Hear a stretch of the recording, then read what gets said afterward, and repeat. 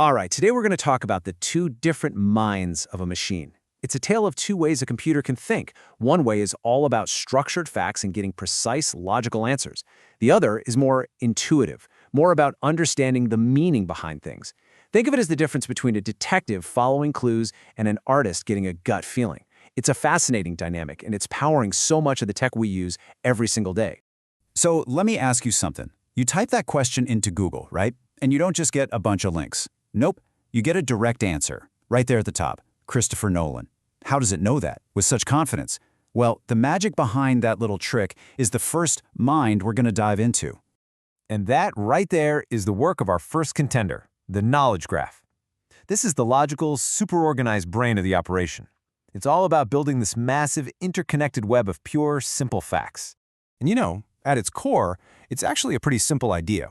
You have nodes, which are just things, entities like a person, Einstein, or a place like the city, Ulm.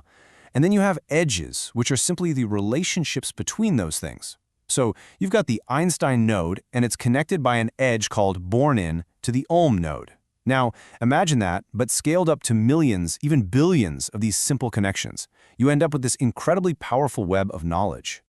And believe me, this isn't just some abstract idea for search engines. Knowledge graphs are everywhere. Think about social networks. You're a node, and you're connected to your friends by an edge called isFriendsWith. Or how about banks?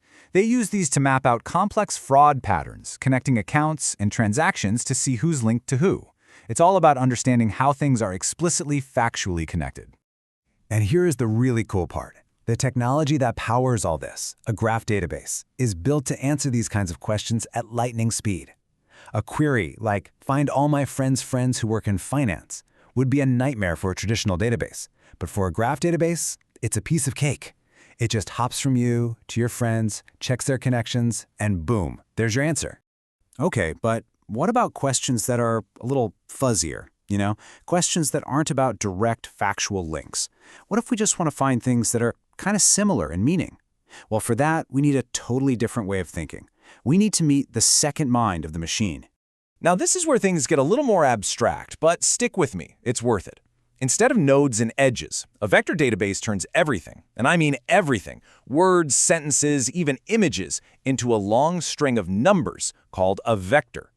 And here's the magic, these numbers somehow capture the meaning, the vibe of the data. Things that are conceptually similar end up with very similar sets of numbers.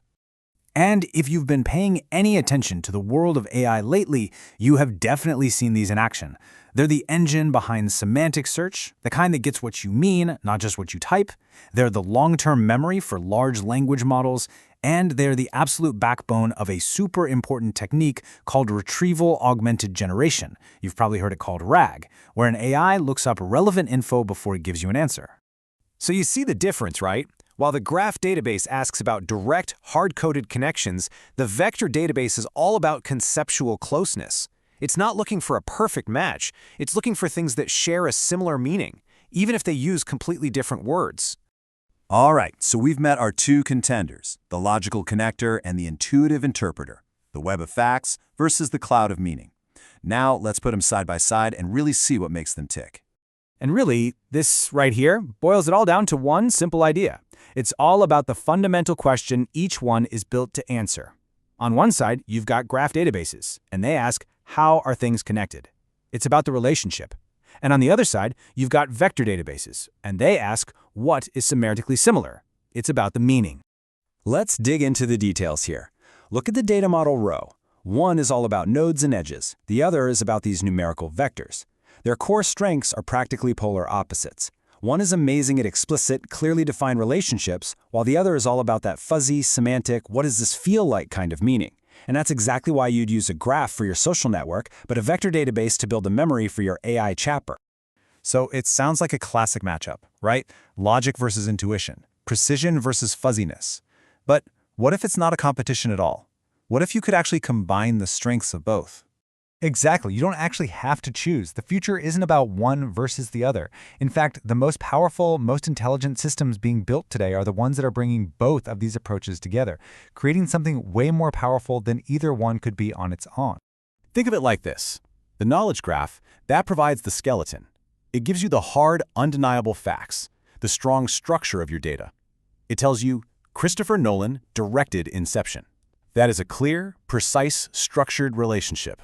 And then the vector database comes in and adds the flesh to those bones. It provides all the semantic nuance.